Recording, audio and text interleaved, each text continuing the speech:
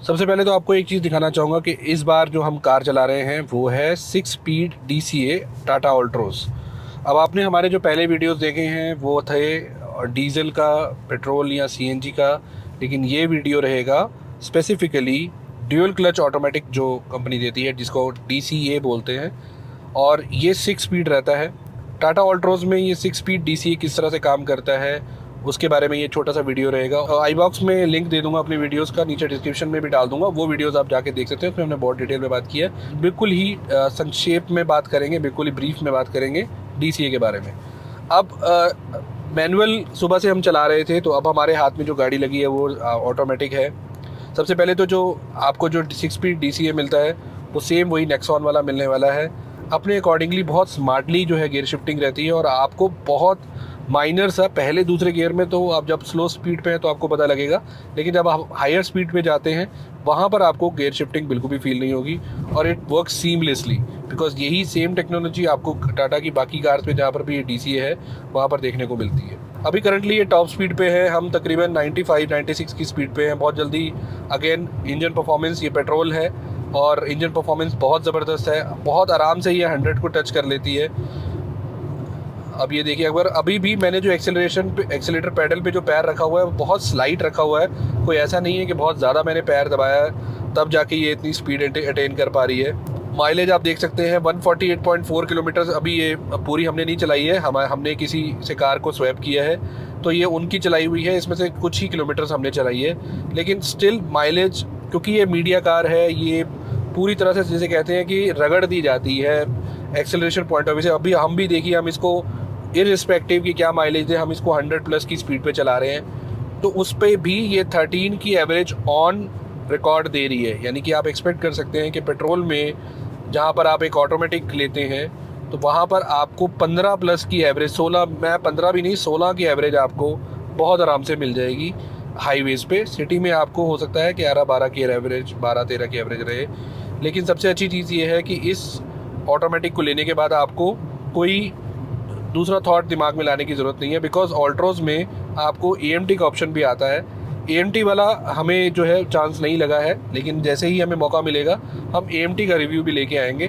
But ये चीज़ sure है कि जो DCA काम करता है वो सीमलेस है, उसमें कोई भी सेकंड थॉट नहीं है, प्योर ऑटोमेटिक है, कंप्लीट ऑटोमेटिक है, जिसमें आप AMT जैसे बोला जाता है ना कि एक जुगाड़ है ऑटोमेटिक, वो एक्चुअली में मैनुअल ट्रांसमिशन ही है, उसको AMT बोल दिया जाता है।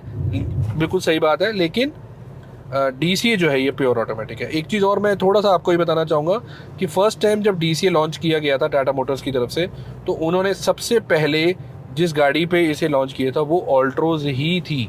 तो टाटा ऑल्ट्रोज में ही आपको DCA मिला था फर्स्ट टाइम, और वहीं से सक्सेस होने के बाद इन्होंने बाकी कार्स में धीरे धीरे करके DCA को दिया। तो आप समझ सकते हैं कि अगर एक ट्रांसमिशन सक्सेसफुल होता है तभी वो दूसरी कार्स में जाता है। इनफैक्ट फेसलिफ्ट में भी ये कंफर्म था कि DCA जो है वो यहाँ पर कंटिन्यू किया जाएगा। इनफैक्ट हम लोग ये एक्सपेक्ट कर रहे थे कि शायद डीजल में भी आपको मिलेगा, लेकिन डीजल में फ़िलहाल कोई ऑटोमेटिक नहीं है, वहाँ पे सिर्फ आपको मैनुअल ही मिलता है। AMT जो है वो एक्सपेक्टेड नहीं था, AMT out of the box जो है वो लेकर के आया गया। मुझे लगता है जहाँ पे एक कंस्ट्रेंट, जहाँ बजट का रहता है, लोग ऑटोमेटिक चाहते हैं लेकिन उतना बजट नहीं है कि वो DCA के लिए जाए, बिकॉज ये top of the line variant है। ये आपको सिर्फ उन्हीं कार्स, मतलब जो अकम्प्लिश प्लस एस जो आपका वेरिएंट है, टॉप वेरिएंट, उसी में मिलेगा, और नीचे के वेरिएंट में भी आपको DCA नहीं मिलेगा। तो DCA लेना है अगर आपको, तो आपको top of the line variant ही लेना पड़ेगा। तो वहीं पर बात आ जाती है कि अगर आपका बजट कंस्ट्रेंट है और आप ऑटोमेटिक चाहते हैं, कई बार ऐसा इशू होता है जैसे घर में आपके वुमेन्स हैं या फिर ओल्ड एज है, या इनफैक्ट मेन भी हैं, मैं सिर्फ वुमेन की बात नहीं करूँगा, मेन भी हैं, ऑटोमेटिक चाहते हैं, बजट कंस्ट्रेंट है, तो फिर वहाँ पर आप AMT के लिए जा सकते हैं। फिर अगेन वहाँ पर इतना आपको जो है सहूलियत ज़रूर मिल जाती है कि क्लच बार बार दबाने की जो मुसीबत से आपकी पीछा छूट जाता है, आपको एक ऑटोमेटिक का एक ऑल्टरनेटिव मिल जाता है। ठीक है।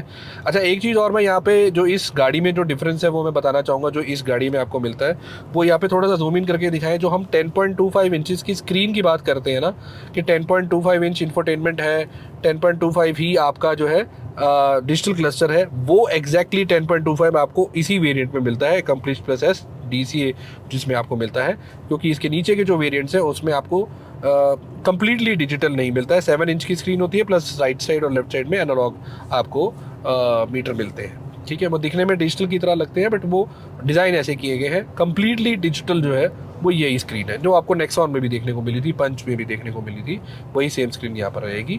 इनफैक्ट यहाँ पर आपके एप्पल कारप्ले, एंड्रॉइड ऑटो के जो बाकी चीज़ें, गूगल मैप वगैरह भी, वो सब चीज़ें भी यहाँ पर आपको मिल जाती है। बाकी नॉब आप देख सकते हैं, नॉब काफ़ी प्रीमियम है। ये गाड़ी जो कार के अंदर लगा आपको काफ़ी जो है एक अच्छी फील देता है। और R&D और पार्किंग का ऑप्शन यहाँ पर आपको दिया गया है। अगेन मैं यही कहूँगा कि अगर आप एक अच्छा एक प्रीमियम हैचबैक देख रहे हैं, top of the line budget का आपका टॉप ऑफ द लाइन लेने का बजट आपका है, go for Tata Altroz accomplished plus S with DCA।